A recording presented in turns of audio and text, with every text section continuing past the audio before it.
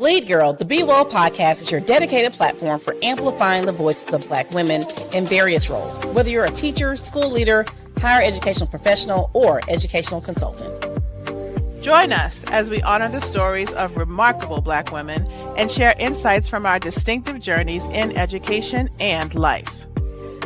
Tune in as we explore the topics that resonate with us as women, as members of the Black community, and champions in education. Welcome to Lead Girl, the Be Well podcast, where we amplify the voices of Black women in educational leadership. We are your hosts, Trelane and Dr. Mac. Happy snowy Sunday. Well, snowy for you guys. Yeah, it's slightly icy where I am down here in Texas. Oh, bless you. Wow. Yeah, well, it is seriously snowy here, not slightly. It's definitely doing its thing. And I'm glad I'm in here. And not out there. My aunt went out for 90 minutes to shovel, and she was like, well, that was a waste of time. And I was like, huh. We'll be right back at it in no time. Exactly. Well, I'm happy that we are still able to have our podcast today with our guest who has been patiently waiting for her time. So we are so excited to have Malaika Ogukwe with us, a Be Well member, and actually up here in Beantown area with me. So yes. I'm feeling the warmth right about now, even though it's freezing outside, right? So let me tell you a little bit about Malaika. So she is a multidisciplinary artist, consultant, coach, and a recent graduate of Harvard Grad School of Education. Whoop, whoop. Good for you. Her studies focus on somatic movement, social emotional well-being, and healing-centered learning, which she's going to talk to us about. Drawing from her own experiences navigating grief while building a career across consulting, tech, startups, and education, she's learned to honor the body's wisdom and to use dance, yoga, and mindfulness as tools for grounding and renewal. This conversation is about what it really means to rest, to release, and return home to yourself.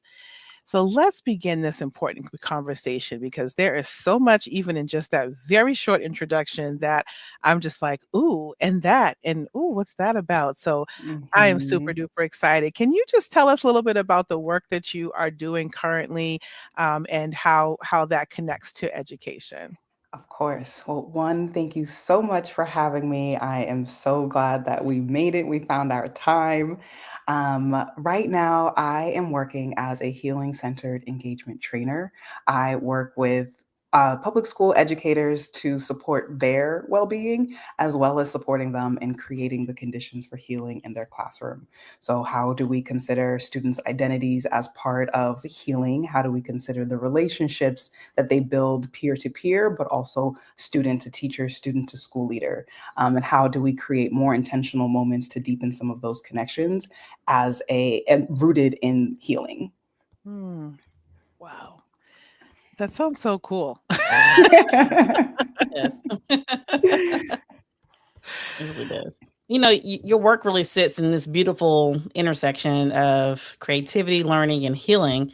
And I think that kind of integration usually comes from like when we have our own experiences or lived experiences. And so because, you know, you kind of built such a unique path that kind of blends art, education, and healing, how did your journey kind of lead you to study somatic movement and healing-centered learning at Harvard? Absolutely. My journey as an educator began when I was an undergrad. I studied economics at Pomona College out in California. And I was most interested in understanding the economic impacts of disciplinary policies, particularly those that impact Black and Brown babies. As to kind of complement my studies, I was also a Jumpstart team lead during my time during undergrad. So having some in-classroom experience as well as the academic backing to understand, you know, the context that I was working within. Um, from there, I started my career in consulting, really thinking about how to understand systems and institutions that impact the education space with the intention of, you know, moving into education advocacy. My life kind of took me in different directions. So before I completed my degree, um, both my parents transitioned to the ancestral realm during the junior and senior years of college. So, navigating my own grief, I was also now the guardian to the youngest of my two sisters. And so I started, you know, I moved through the education space as a caregiver, as a guardian, and the parental role. And so that also shaped my perspective of, excuse me, shaped my perspective of the education space. It was one something I noticed in how the adults in my sister's, you know, care team spoke of her and spoke to her really rubbed my heart in ways that just made me ache for her, you know? You know, this child who had experienced this great loss, and you know, there were adults who were using deficit-based language to describe her and to describe what she was capable of, even though I knew that my sister was capable of anything she set her mind to. And so I doubled down and committed to my own healing practice so that I could show up with her as whole as possible and could really meet her where she was at. And it made me start to think about the need for the adults in the education space to have space for their own healing so that they have the capacity to show up for the young people that they support. And so that's kind of what pushed me down this path of holding space and creating opportunities for healing for the adults in the education space so that they then can meet themselves and meet their students in a way that actually allow for students to self-actualize and be all that they were born to be. That is so incredibly powerful for a number of reasons. And when I think as a school leader and thinking about, you know, leading teachers and the importance of relationships and, you know, of me as a leader with teachers, but also, of course, as teachers with students. Mhm. And one of it's definitely a void, I feel like, in education, particularly in education leadership, where we Mhm. don't really talk enough about how educators need to show up as Mhm. humans, as whole, in order to do this work, because this Mhm. work is so incredibly taxing and personal. And Mhm. we try to, like, there seems to have been this movement to, you know, to push the personal out of the education space. Mhm. And it's impossible because this is human centered work. We are building the lives of children and families. And so Mhm. the life happens in the midst of life, I always say. Right. And so if we're not addressing and supporting educators to be whole, then how are they able to work with students who we're saying they need to be whole? We're looking at their social emotional well-being and saying, well, how come you can't this? Well, educator, how come you can't that? Right. Right? Like, you Oof. know, it's really, it really goes both ways. But I think as an industry, we haven't really focused enough on what educators need to show Mhm. up, as Mhm. far as who they are as people, not just the content knowledge that they bring to the classroom. That's important and they need Right. that. But Right. you know, those other pieces. So I'm really, really glad to hear that's a part of the work that you do, and that it's that the schools are receiving that work. Like, that's really, really huge. So congrats to you for that. Truly, truly an honor to be able to hold this kind of space because of the sacredness of what happens in a school, right? We're building up leaders of a future, our children who deserve the world, and in order for us to provide that to them, we need to tend to the inner child within us that didn't have that opportunity and do Mhm. that in service of those who are coming after us. Yeah, yeah, for sure.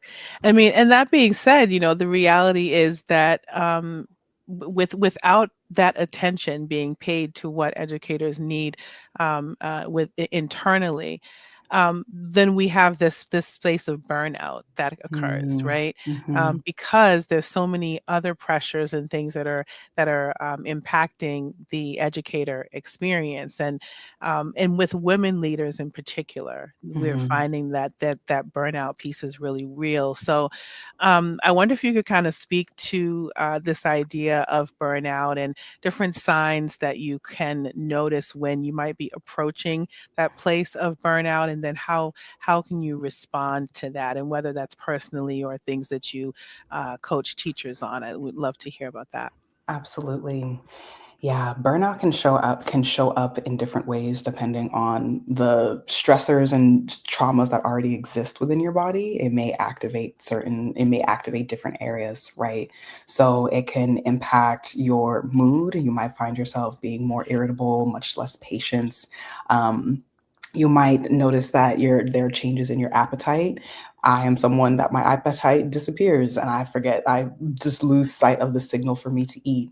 For some people, it might swing onto the other end where now you are using food as a way to self-soothe and comfort Mm, yourself. You might also pay attention to how the quantity and quality of your sleep.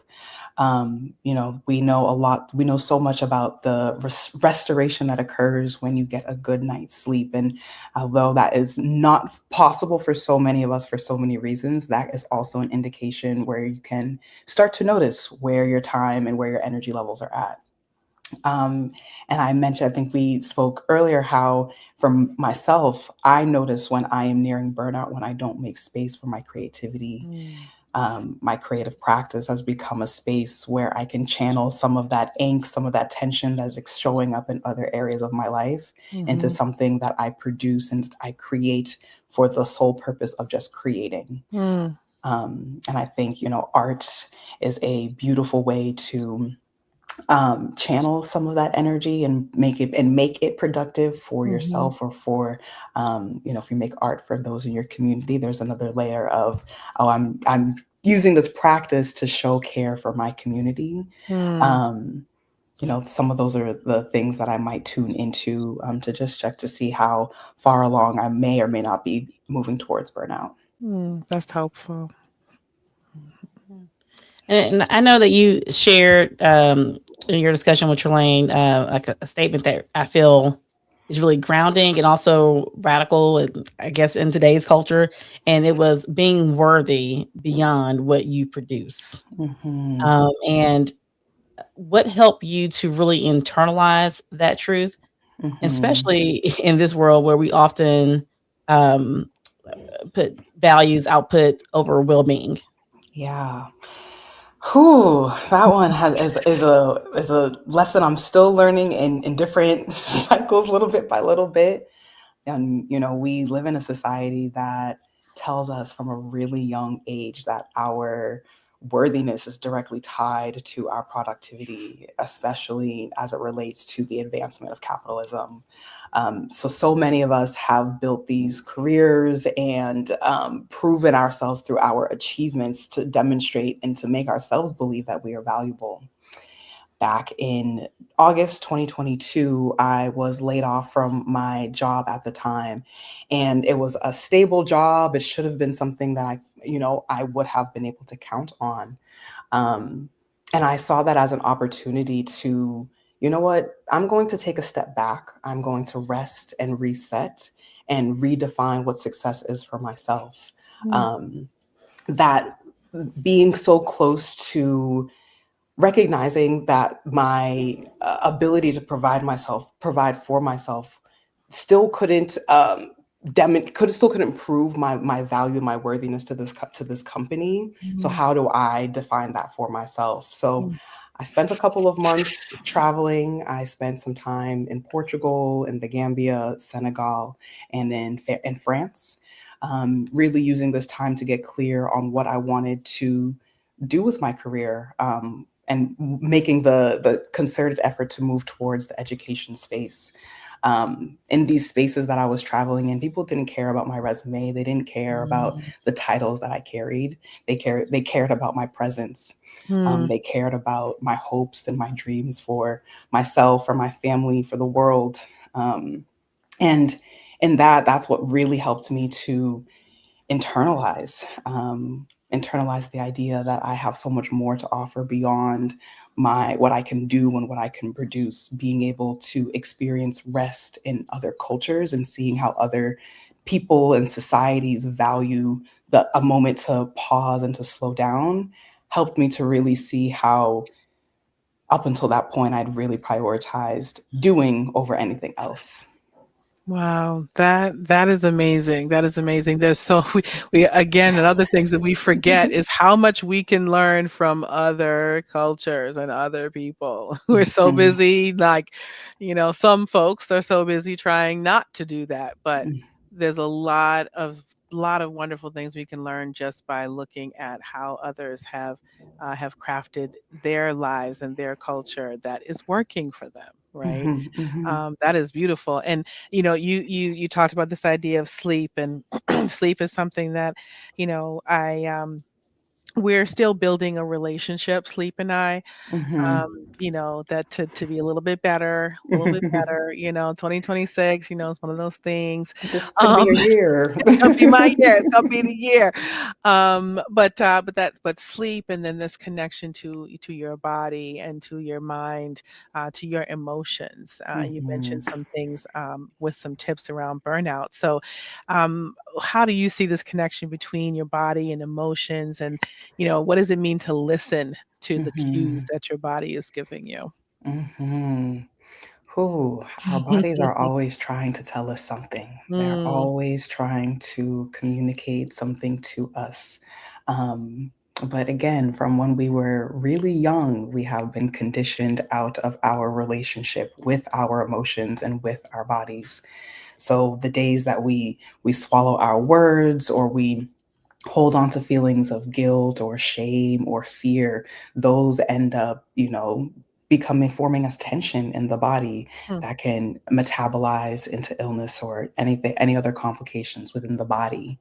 Um, so to rebuild that connection, to hear the sound, hear what our bodies are trying to communicate to us, I think the first step is to just set the intention to listen.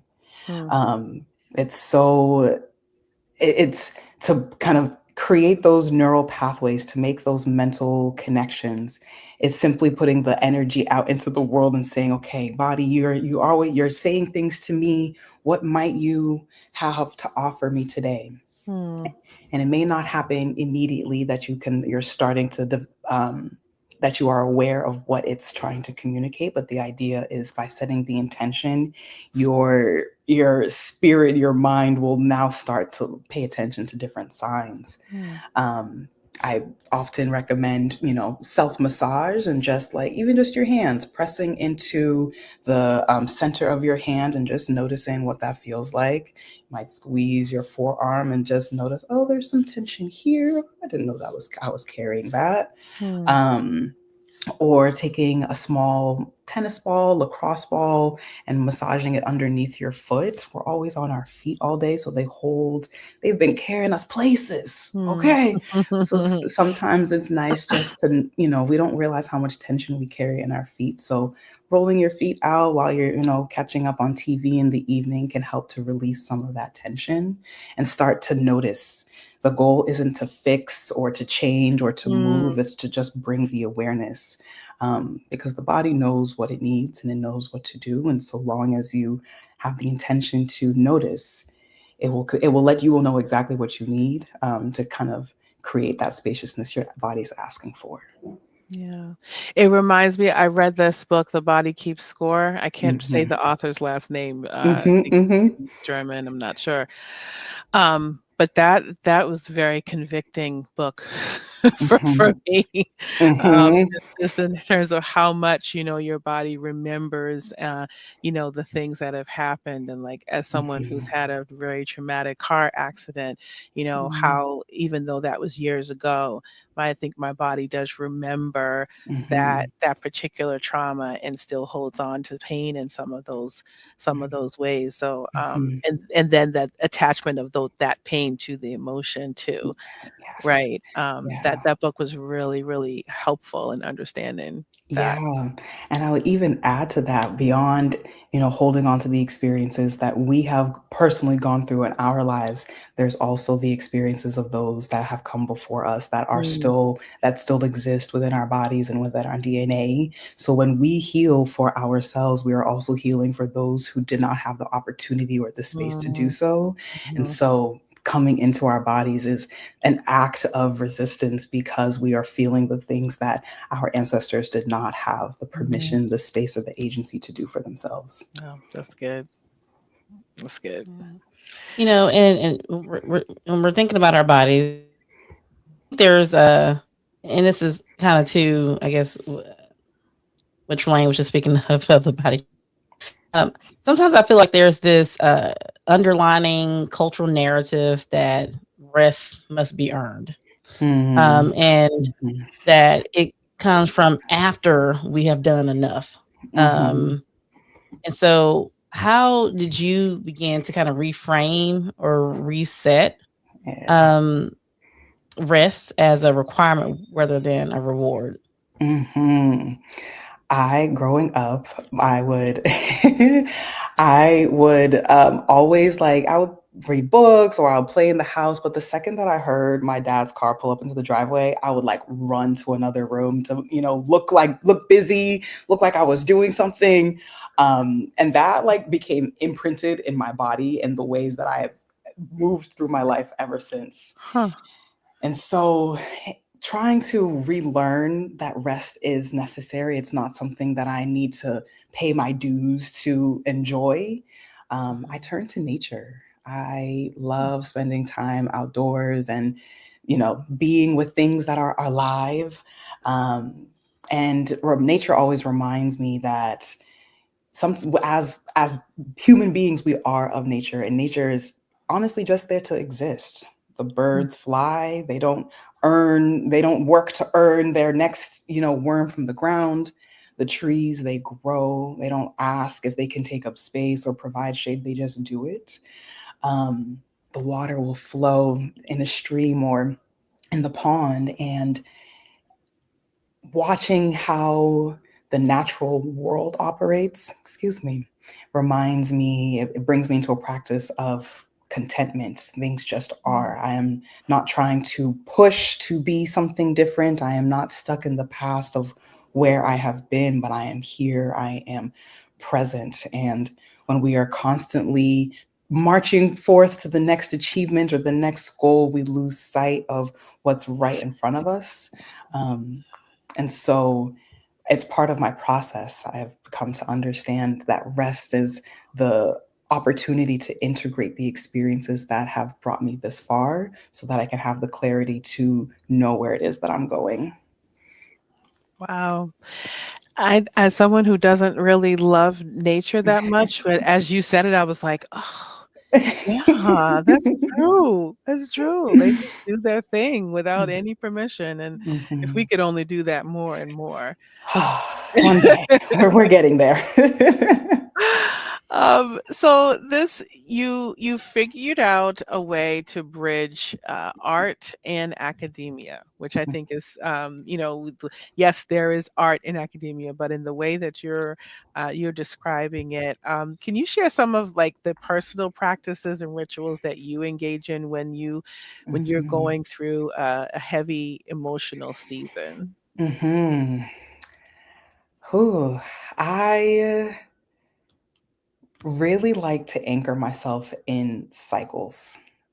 Again, kind of in watching and studying nature, everything kind of moves in a cycle, whether it's the seasons, whether it's the moon. Sometimes the moon is completely dark at a new moon, or when it's at its brightest at the full moon, but there is a cycle to it. And so I try to anchor myself in cycles of my own, whether it's the first of every month where I, say a prayer for what I hope to go through or the protection that I'm looking for in that next month. But at the top of the month, there's something that I'm anchored to. And I think in times where there's great change and loss and transitions, it is so helpful to know that, okay, in the next 2 weeks, I have this one space where I get to be with myself. I get to be with, spirit, with the universe. And I know that there's the intention behind it is for renewal for whatever I'm about to step into. And so for me, I'll add, I'll dance, I will do yoga, I will make that time, whatever that is, that anchor point in the cycle, a really, really nourishing experience for my mind, for my spirit, and for my body. Oh, cycles like that. And for many people, disconnection from the body can happen slowly, through stress, through grief. We talked about burnout, but even long-term burnout. I think I'm probably guilty of a lot of those things myself. But for listeners who may feel disconnected from their bodies, what's a gentle first step they can take to begin to start reconnecting? Absolutely. I always love to offer mindfully brushing your teeth. You're going to spend the 2 minutes to brush your teeth, at least in the morning, in the evening, every day, anyways. That can be a really beautiful space to really drop in. As you're brushing your teeth, notice the bristles as they're going across your teeth. What's the texture like? What's the taste of the toothpaste? What's your tongue doing inside of your mouth? Notice how fast you're brushing, and I invite you to slow down just a little bit. And it's an opportunity to remind your body, we're not in a rush. We're here. The 2 minutes are going to go by regardless, but how I move through those 2 minutes, I have choice and agency in. So that is what I offer as a gentle ease into this practice. And that sounds all beautiful, but I got a to-do list, ma'am. Okay, I got things to do. I got people to see, places to go. Okay, Listen, and then so I mean, like we got stuff to do. So like, how some people are probably listening, like, slow down. What does that mean? How do I slow down when I've got everything that is just coming, and I can't quite figure out how to compartmentalize this, put that over there. This has to get done by this time. There's a deadline over here. How do you, what do you say to that woman who's listening? Yes. One, that you are deserving of rest. Sometimes our block is our mindset around whether or not we are worthy of that rest. And if sometimes the rest can be as small as I'm going to take one conscious deep breath before I start my day. If that is the only space that you are able to come into yourself, let that be a nourishing and restorative space, and keep the ball rolling. Over time, the invitation is to expand the space you give yourself. Maybe it's just a deep breath right now. Maybe you give yourself 1 minute next time. Then slowly work up, and you'll notice how the body can. It over time, less does more. So the benefit is in the sustained practice rather than it being a 30 minutes start my day, but doing one breath to anchor your day every day. That is what becomes the practice. I like the some of the key words that I'm getting from you, like anchor and cycle, breathing, no awareness, noticing. A lot of those words are good words to kind of help us to kind of stick into our memories. So appreciate that. And then they become like a visual that you can use and to have that be what guides your movement. Right. So the anchor, just come on down. It's you. I love that. I love that. Excuse me. Jocelyn. Well, you've spoken so much. Well, one, I just want to say I took the brush your teeth moment as a way that or a time that we all do something that we all do in amount of time and just kind of slowing down in that time that we are allotted for that moment. And I think for me that connected really well because I'm going to take the 2 minutes anyway. I don't have to rush through it. Mhm, And mhm, so I think finding those, I'm always a believer of the 1% habits or increasing those 1% habits, the atomic habits. And I think that's a 1% piece that, that can easily be implemented into anyone's day. Something so simple mhm, because it's something you're going to do anyway.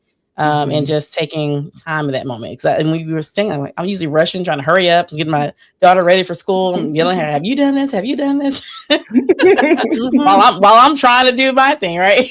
Right. Yep. And Mhm, so I think that definitely helps with the slowing down piece. mhm, And so, but anyway, I just wanted to kind of come back to that. If anyone is listening, kind of thinking through, like, well, especially for myself, I'm busy. I have 1,001 things to do, and 24 hours is not enough time in a day to get it done. But it is important. And now that I'm older, of course, my body's gonna also tell me that mhm, That part. you need to slow down. mhm, Mm-hmm. Mm-hmm. But you know, you've spoken about, power of touch, physical awareness, and healing. How do you see that playing a role, like in education or community spaces mhm, that often overlook mhm. embodiment? Yeah. I really dream of a world where young people, kids, babies are fully standing proudly in their truths about what they know about their feelings and how they want and what they want for their own lives. And part of that is encouraging them to connect to their agency and being able to have authority over their own physical bodies and being able to have a relationship to know what their bodies are communicating to them will empower them to speak up in rooms where that are difficult, allow them to advocate for the dreams that they know they want for themselves and for their communities. And being embodied gives us the space to hear the call, and to know to hear where our gifts can be best utilized. And I dream so deeply about that for our young people. And I believe that having a relationship with their bodies and being embodied is what will bring us in that direction. So how do we get and then I guess this is part of your work is what are you saying to educators to Mhm, help them to allow space for that? Right? mhm. Because we have our learners are not the same Yep. as they were 5 years ago, 10, Mhm, and definitely not 15. mhm, And, some of us who might we could consider ourselves old school, if you will, or, mhm. just have a certain uh, tolerance, for lack of a better word, for certain behaviors, right? And so Yeah. there's a lot of our students right now who, while brilliant, have a really hard time sitting down Mhm, and not moving. Like, this is just mhm, not a thing that they're able to do mhm. really, really well or for a very long period of time, right? And so Sure. then how are we helping our educators to adapt, Mhm, to understand, to empathize, to what kinds of strategies are we asking them to employ so that they can still do the work of teaching, but really honoring this mhm, this need for children to have that agency mhm. of embodiment. Yes, for sure. I will say it is a work in progress. I think we are all still learning the best strategies to support, a rising generation that is digital first. We are raising and teaching kids who have spent majority of their lives on screens, on Mm. devices. And I think, we're still understanding the full impact of how that impacts their behavior and how that impacts their ability to learn. Mhm. And so it's a team effort, right? I know educators across the board are doing what they can to build relationships with parents and, the students community outside of the school building. And so the things that we can control are how we respond. And so Mm. I offer one anchor breath. Where if you're in an elevated situation, taking that one deep breath to anchor yourself in your body, in your spirit, and in your mind, because the students' energies will adapt to the adults, right? Mm. When you are at the head of the class, your energy is what needs to be the anchor. Mhm. Much easier said than done. I'm just going to name that, right? Um, but I think the first step and the first tool in an educator's toolbox is, what can I control? What can I do to keep myself level, grounded, and present, and not entirely shift my energy towards the student that I'm working with. I am still learning as much as possible, because things are changing so quickly beyond what is like humanly able to comprehend. Mhm. And so I offer these tools of mindfulness as, okay, before I lose let me just okay. Yeah, yeah, no, that's real. That's real. Mhm. All right. Well, Jocelyn, you want to take us out with the last question? Yeah. So if you could leave our listeners with one mantra or reminder to Mhm. carry this through their day, to the new year, through their time, especially those navigating burnout or grief, Mhm. what would it be? Sure. I have an elder who I love so dearly, Mama Erdine. She always reminds me, one moment, one breath, one day at a time. Mm, that's good. Mama That's good. Erdine.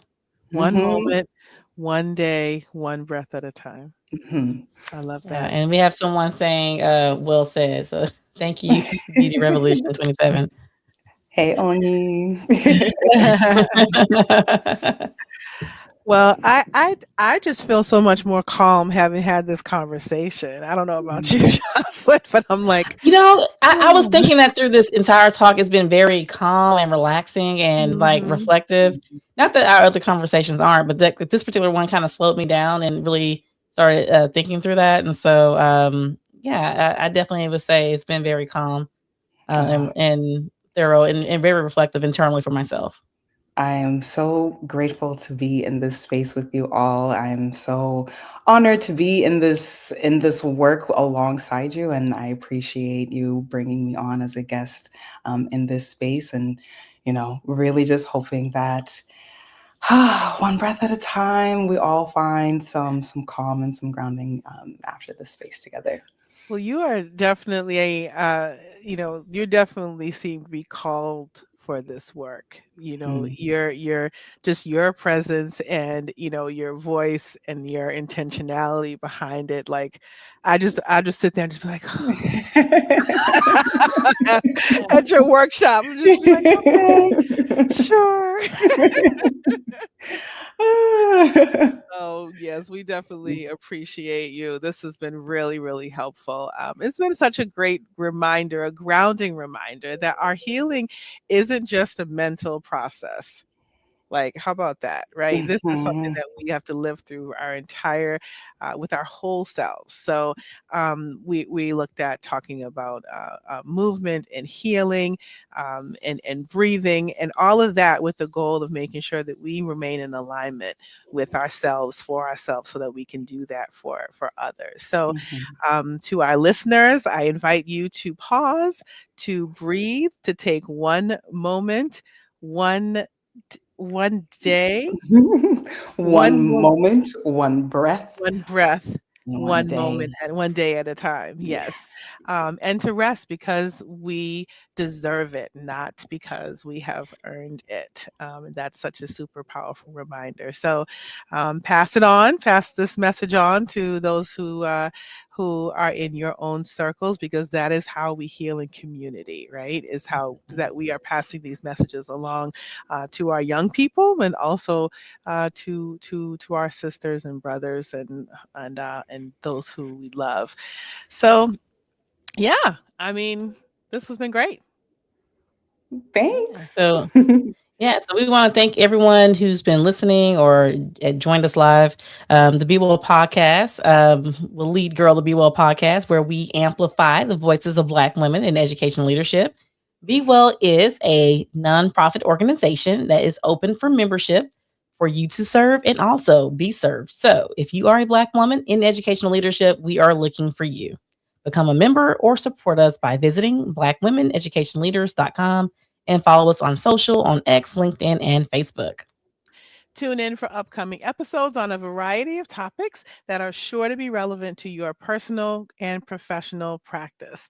We invite you to we encourage and invite you to give us feedback at emailing us at bewellpodcast@gmail.com, or reach out to us at leaders_black on all the socials. See you next time. And until then, lead, girl. You better lead. Good night, everyone.